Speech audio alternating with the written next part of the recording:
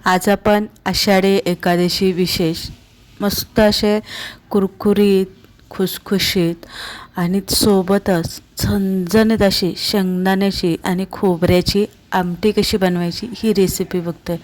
काय होतं, अनेकदा आपण जेव्हा साबुदाणे वडे बनवतो तेव्हा तेलामध्ये टाकले की असे ते फुटतात किंवा विरघळतात किंवा लगेच नरम पडतात किंवा खूप तेलकट होतात। शेंगदाण्याची आमटी करली का खूप अशी गिळगिळीत होत असते। आज ना आपण भरपूर साऱ्या टिप्स सविस्तर रेसिपी तुमच्याबरोबर शेअर करणार आहे, त्यामुळे रेसिपी शेवटपर्यंत बघा।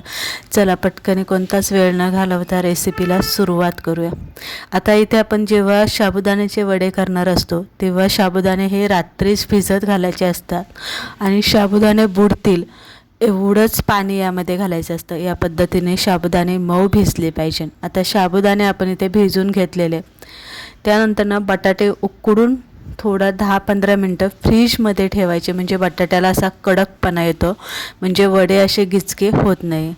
आलं, हिरवी मिरची आणि जिरीचा ठेचा, भाजलेला शेंगदाण्याचा कूट, कोथिंबीर आणि जिरे आपल्याला इथे लागणार आहे। आता सगळ्यात पहिला बटाटा हाताने चांगला बारीक करून घ्यायचा किंवा किसणीने तुम्ही हा बटाटा किसून घेतला तरी चालेल। बटाटा उकडताना जास्त गाळ होईपर्यंत बटाटा अजिबात उकडू नका, नाहीतर काय होतं बटाट्याला पाणी सुटतं आणि मग जे मिश्रण असतं वड्याचं ते खूप असं ओलसर बनतं। बटाटा हाताने आपण बारीक करून घेतला की साबुदाणा यामध्ये घालायचा। साबुदाणासुद्धा या पद्धतीने मोकळा सुटसुटीत पाहिजे, अजिबात पाणी जास्त नको आहे किंवा गिचका झालेला साबुदाणा वड्यांसाठी अजिबात वापरायचा नाही आहे।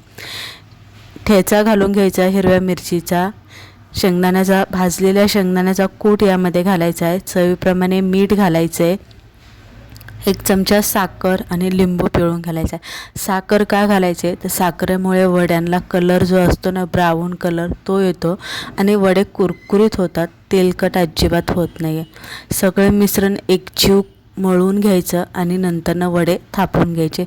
वडे थापताना वडे जास्त जाड अजिबात थापायचे नाही आहे, वडे पातळ या पद्धतीने थापून घ्यायचे। तर या पद्धतीने वडे इथे बनवून घेतलेले। आमटी बनवून घेऊ। 1 वाटी शेंगदाणे, थोडंसं खोबरं इथे घेतलेलं आहे, आलं, हिरवी मिरची, जिरी, कोथिंबीर आणि कढीपत्ता आपण इथे घेतलेलं आहे। सगळ्यात पहिलं आपल्याला काय करायचं आहे, शेंगदाणे जे असतात ना शेंगदाण्याच्यावरची साल आपल्याला इथे काढून घ्यायची असते। त्यासाठी शेंगदाणे आपल्याला गवळे गवळे भाजून घ्यायचे असतात, असे जास्त काळे होईपर्यंत नाही भाजायचे, पण हलकंसं त्यावरती डाग पडला पाहिजे, गरम झालं पाहिजे, जेणेकरून शेंगदाण्याच्या वरची जी साल आहे ना ती पूर्ण निघून जाईल। सालीसकट जर तुम्ही आमटी केली ना तर आमटी काळपट होते आणि दुसरी गोष्ट म्हणजे केव्हा ती लाल होते, खायला अजिबात चव लागत नाही। शेंगदाणे गार झाले की साल काढून घ्यायचे, झाऱ्याने साल व्यवस्थित बाजूला करायची आणि शेंगदाणे मिक्सरच्या भांड्यात घालून घ्यायचे। त्यानंतर बाकीचे घेतलेले सगळं साहित्य यामध्ये घालायचे। खोबरं यामध्ये तुम्ही कमी जास्त करू शकता, मी थोडंसं जास्त घेतलेलं आहे। मीठ घालून पहिलं कोरडं वाटा आणि नंतरनं यामध्ये पाणी घालून जसं आपण मसाला वाटतो त्याच पद्धतीने आपल्याला हे वाटून घ्यायचं आहे। पाणी घालून घ्या। आता शेंगदाण्याची आमटी शक्यतो जास्त घट्ट करू नका, नाहीतर ती अशी गिळगिळीत लागते, थोडीशी ती पातळ ठेवायची हे लक्षात ठेवायचं आहे। नंतर यामध्ये तुम्ही तेल घाला। आता तेल तुम्ही शेंगदाण्याचं वापरू शकता उपवासासाठी किंवा तूप वापरा। जिरे घाला, हिंग घाला, कढीपत्ता घाला, केलेलं वाटण घाला, चवीप्रमाणे मीठ घाला, व्यवस्थित आमटी हलवून घ्या आणि आमटी 10 मिनटं उकळून घ्या।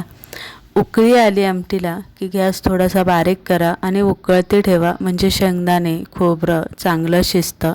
सगळ्यात शेवटी मी बारीक चिरलेली कोथिंबीर घातलेली। आमटी आपली इथे बनवून तयार झालेले साईडला ठेवून देऊ आणि वडे आता तळून घेऊ।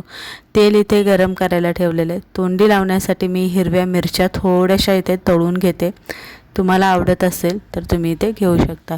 तेल चांगलं गरम पाहिजे, जर व्यवस्थित तेल गरम नसेल तर वडे तुमचे तेलामध्ये विरघळू शकतात। सगळ्यात महत्त्वाचं, वडे तेलामध्ये तेलकट होतात ते, आणि एकदा वडे विरघळले तर मग साबुदाणा जो अख्खा असतो तो एकदम फुटण्याची शक्यता असते, ही काळजी घ्यायची। त्यामुळे इथे गॅस मोठा ठेवलेला आहे आणि तेलही चांगलं तापलेलं आहे. साबुदाणा थोडा तळला गेला की उलटा करा, मग गॅस मिडियम करा, थोडंसं चांगला कुरकुरीत ब्राऊन कलर येऊन द्या आणि मग नंतरनं जेव्हा तेलातनं काढायचे तेव्हा गॅस मोठा करा 2 मिनटं. 2 मिनटावरती मोठ्या गॅसवरती वडे चांगले तळून द्या, म्हणजे वडे तेलकट होणार नाही.